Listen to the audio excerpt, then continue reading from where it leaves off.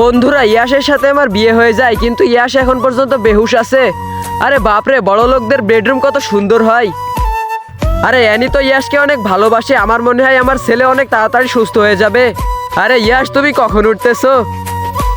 চলো ইয়াস, আমরা এখন বাইরের হাওয়া খেয়ে আসি। আরে ইয়াস, তুমি তাড়াতাড়ি ঠিক হয়ে যাও না, এরপর আমরা কিছু করব। ইয়াস, আমাদের বাচ্চা জন্ম দিতে হবে না? ইয়াস, তুমি আমার কথা শুনতেছো? আরে বলো না ইয়াস, বলো বলো।